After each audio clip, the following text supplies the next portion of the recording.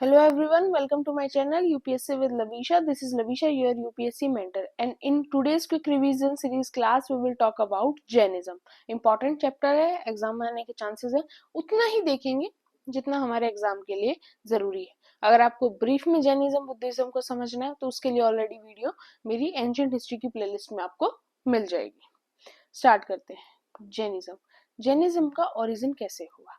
जिस टाइम पर आपका वैदिक जो एज थी वो खत्म हो गई, दोनों लेटर और अर्ली, उसके बाद जो थे आपके जो जनपद से वो एक्सपेंड होकर महाजनपद में कन्वर्ट होने लगे. महाजनपद को हम अलग क्लास के अंदर कवर करेंगे.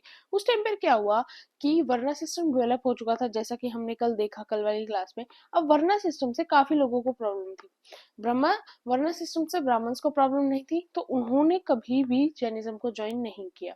क्षत्रियास को भी इतनी ज्यादा प्रॉब्लम नहीं थी, कई कई जगह प्रॉब्लम थी क्योंकि जो ब्राह्मण थे वो बहुत ज्यादा उनकी लाइफ में इंटरफेयर करना स्टार्ट कर चुके थे. तो इसलिए कहीं कहीं जगह पर क्षत्रियास ने भी फिर उनको भी वर्ना सिस्टम से ब्राह्मणिज्म से प्रॉब्लम होना स्टार्ट हो गई. वहीं जो वैश्य क्लास है, वैश्य क्लास को तो इससे प्रॉब्लम थी ही क्योंकि उनके काम नहीं बनते थे. और दूसरी चीज क्या हो गई थी कि उस टाइम पीरियड के अंदर जो अचानक से जो ट्रेड है वो काफी ज्यादा इंक्रीज हो चुकी थी, ट्रेड एंड कॉमर्स का काम इंक्रीज हो चुका था. तो अब वो अपनी और ज्यादा इंपॉर्टेंस चाहते थे, जो वर्ना सिस्टम की वजह से ब्राह्मणिज्म की वजह से उनको मिल नहीं पा रही थी. और रही बात शूद्र शूद्र, तो ऑब्वियस ही बात है कि उनको तो कुछ करने की आजादी ही नहीं थी वर्ना सिस्टम की वजह से, इसलिए वो भी अलग तरह से अपने आप को अलग जगह पर अट्रैक्ट होना स्टार्ट हुए. तो वर्ना सिस्टम हो गया, दूसरा डोमिनेंस ऑफ ब्राह्मण्स हो गया, क्षत्रिय क्लास को भी इससे प्रॉब्लम हुई. तीसरी प्रॉब्लम यहाँ पर थी कि जो इकोनॉमी थी वो बढ़ती जा रही थी, एक अलग अलग जगह पर स्प्रेड होती जा रही थी, जिसकी वजह से नए नए कुछ लोग जो थे अपनी आइडियोलॉजी को लेकर आ रहे थे. और कुछ जगह पर उन लोगों का इम्पैक्ट ऐसा रहा कि उनसे रिलीजन एस्टेब्लिश हो गया. अब उसके अलावा एक मेजर चीज क्या हुई, जो थी बर्थ ऑफ महावीरा, जिन्होंने अपने एक नया पाथ चूज किया और उन्होंने अपने आप से अपने व्यूज से लोगों को अपनी साइड अट्रैक्ट किया. दूसरी चीजें क्या हुई कि आयरन जो था अब कॉमन हो चुका था इंडिया के अंदर. अब आयरन के मिलने की वजह से काफी नई सिटीज जो थी वो वैदिक एज के एंड के बाद इस्टेब्लिश होना स्टार्ट हो गई. जैसे आपकी जो भी बिहार यूपी की रीजन है वहां पर वैशाली, पाटलिपुत्रा, कौसाम्बी, इस तरह से काफी सिटीज जो थी वहां इस्टेब्लिश होने लग गई. और जो महावीरा है, वर्धमाना महावीरा, वो भी कहाँ से बिलोंग करते थे? वो भी उसी रीजन से बिलोंग करते थे. अब जो पंचमार्क कॉइन्स हैं वो भी अब यूज होना स्टार्ट हो चुके थे. किसके लिए? ट्रेड एंड कॉमर्स के लिए. और ट्रेड एंड कॉमर्स के अपलिफ्ट होने की वजह से ही जो वैश्यास थे वो नए रिलीजन की तरफ सर्च करना स्टार्ट हो गए, बिकॉज अब उनको भी ज्यादा वैल्यू चाहिए. तो मेन चीजें क्या थी, क्यों लोग अट्रैक्ट हुए जैनिज्म के लिए? वो वर्ना सिस्टम के डिक्लाइन नहीं किया था वर्ना सिस्टम को जैनिज्म ने प्रॉपरली, जैसे बुद्धिज्म में किया था, जिसको हम आगे देखेंगे. लेकिन अटेंशन ज्यादा वर्ना सिस्टम पर जैनिज्म ने नहीं दी. उन्होंने नॉन वायलेंस के प्रिंसिपल को इनकरेज किया, साथ में एक simple, pure and aesthetic lifestyle को उन्होंने प्रमोट किया, जो लोगों को काफी अट्रैक्टिव लगा. अब बात करते हैं वर्धमान महावीरा की. माना जाता है कि इनसे पहले भी 23 प्रीडेसेसर्स थे, जिनको क्या बोला जाता था? तीर्थंकार बोला जाता था. और जो उन 23 तीर्थंकार ने भी क्या किया था? जैनिज्म को प्रमोट ही किया था. लेकिन जैनिज्म के रियल फाउंडर किसको बोला जाता है? वर्धमान महावीरा को बोला जाता है कि इन्हीं की वजह से जैनिज्म लोकल मास के अंदर, लोगों के अंदर, राजा रानी सबके अंदर, इंडिया के अंदर, इंडिया से बाहर भी पॉपुलर हुआ था.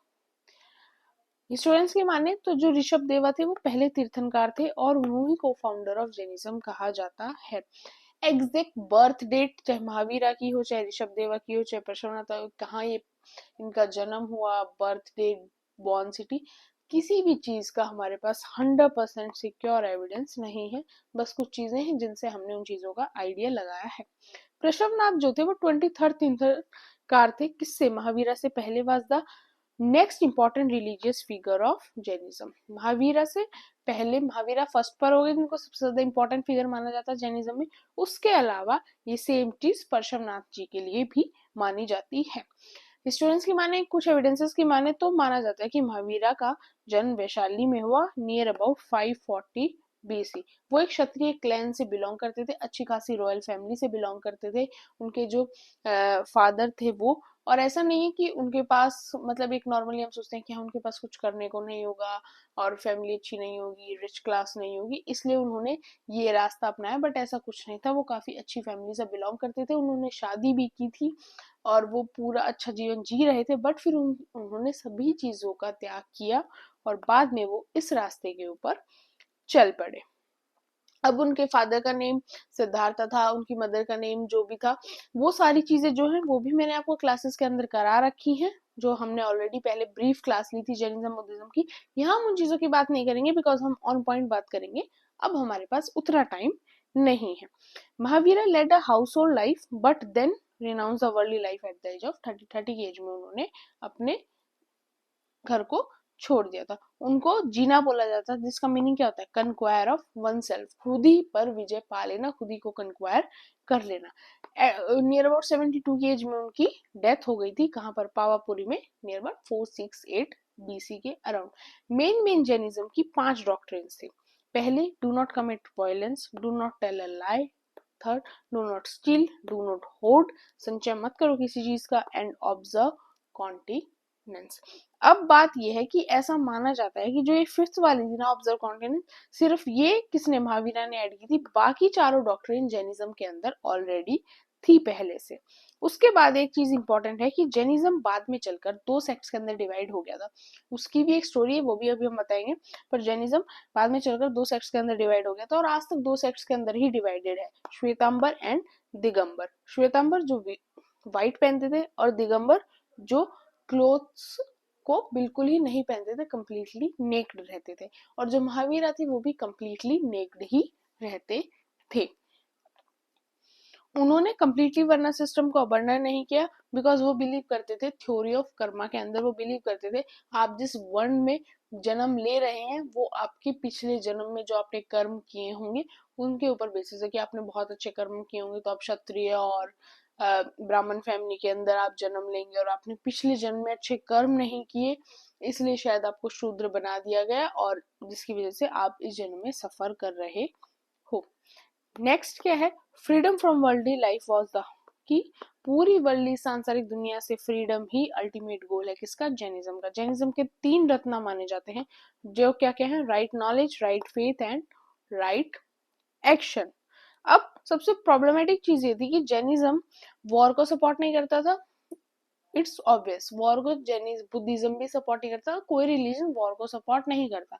बट जैनिज्म में प्रॉब्लम थी, जैनिज्म एग्रीकल्चर को भी सपोर्ट नहीं करता, क्योंकि वो मानते थे कि एग्रीकल्चर जो आपकी क्रॉप है, आपकी जो प्लान है, उनके अंदर भी लाइफ होती है। अब इसकी वजह से जो एग्रीकल्चर क्लास थी वो तो ज्वाइन ही नहीं की, और उन्होंने कभी भी जैनिज्म के ऊपर ध्यान नहीं दिया। अब जैनिज्म फिर भी स्प्रेड कैसे हुआ, महावीरा ने ग्रुप ऑफ फॉलोअर्स बनाया, उसके अंदर उन्होंने मेन वुमेन दोनों को ऐड किया। साथ में उनकी जो टीचिंग्स थी वो किस में थी, प्राकृत लैंग्वेज में थी। उस टाइम पर जो ब्राह्मण्स टीचिंग देते थे या ब्राह्मण जो चीजें लिखते थे वो होती थी संस्कृत में। अब संस्कृत किसी नॉर्मल इंसान को समझ नहीं आती थी, संस्कृत ब्राह्मण्स की लैंग्वेज थी, उन्हीं को समझ आती थी। वहीं महावीरा ने एक आइडिया निकाला कि उन्होंने चीजों को प्राकृत लैंग्वेज में लिखा। अब प्राकृत लैंग्वेज में प्रिसीड किया और बाद में जो जैन लिटरेचर था वो भी प्राकृत लैंग्वेज में लिखा गया। अब प्राकृत एक लोकल लैंग्वेज थी, जैसे आज हम हिंदी यूज करते हैं और साउथ की साइड आप मलयालम, तमिल, सभी अलग अलग जगह पे जो रीजनल लैंग्वेज है वो यूज होती है। वैसे ही जो प्राकृत थी वो इन सबसे पहले की लैंग्वेज थी जो लोकल मास के बीच में यूज की जाती थी, इसलिए लोगों को उनकी बात भी बहुत आसानी से समझ आई। ऐसा माना जाता है कि साउथ की साइड जैनिज्म स्प्रेड होने का reason, one of the reason था चंद्रगुप्त मौर्य, क्योंकि मगधा एम्पायर के अंदर फेमाइन की सिचुएशन आई थी। उस टाइम पर चंद्रगुप्त मौर्य ने साउथ की तरफ मूव किया था, और फिर साउथ की तरफ मूव किया, और जब वहां पर मूव किया तो उसके बाद उन्होंने अपना लाइफ वहां बिताई, तो वहां उन्होंने जैनिज्म को प्रमोट किया। ये स्टोरी थी, इस स्टोरी को समझते हैं। इसी स्टोरी की वजह से ही जैनिज्म 2 सेक्ट्स के अंदर बाद में चलकर डिवाइड हुआ। अब क्या था, मगधन रीजन के अंदर फेमाइन आया। अब फेमाइन की वजह से कुछ फॉलोअर्स जो थे, कुछ फॉलोअर्स साउथ की तरफ चले गए और कुछ नॉर्थ में ही रहे, कुछ नहीं गए।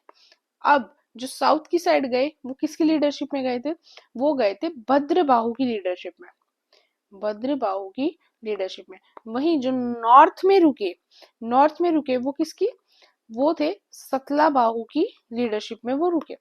अब क्या हुआ, भद्रबाहु के यहाँ से जाने के बाद वो जो सतलाबाहु थे वो नॉर्थ में अकेले थे जिन सबके लीडर बने हुए थे। फेमाइन एंड होने के बाद क्या हुआ, फेमाइन एड होने के बाद भद्रबाहु वापस साउथ के नॉर्थ के अंदर आ गए साउथ से। और जब वो आए तो उनके और सतलाबाहु के व्यूज के बीच में वहां पर कॉन्फ्लिक्ट हुआ, और उसी कॉन्फ्लिक्ट की सिचुएशन लास्ट में क्या बनी कि एट लास्ट बाद में चलकर फिर आपका जो जैनिज्म था वो दो सेक्ट्स के अंदर डिवाइड हो गया, क्योंकि इन्हीं रिजॉल्व को करने के लिए, इन्हीं कॉन्फ्लिक्ट्स को हटाने के लिए जो है सबसे पहले जैनिज्म काउंसिल को कंडक्ट करवाया गया।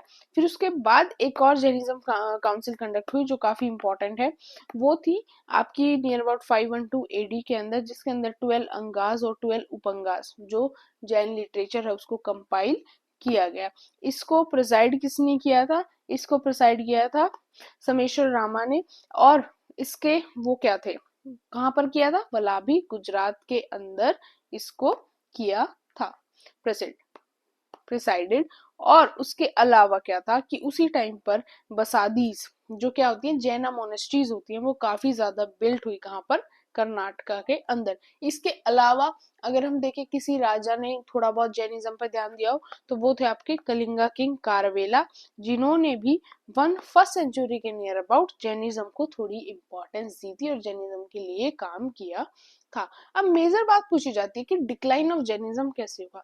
वैसे जैनिज्म आज तक है, एग्जिस्टेंस के ऊपर, अर्थ के ऊपर एग्जिस्टेंस में है, लोग आज भी जैनिज्म को फॉलो करते हैं, लेकिन जैनिज्म ज्यादा स्प्रेड नहीं हो पाया और इन्फ्लुएंस जैनिज्म का डिक्लाइन हो गया। उसका मेजर रीजन था कि अब देखो एक ब्राह्मण क्लास है, ब्राह्मण क्लास को तो कंप्लीटली छोड़ दो, उन्होंने तो इस चीज को अपनाया नहीं।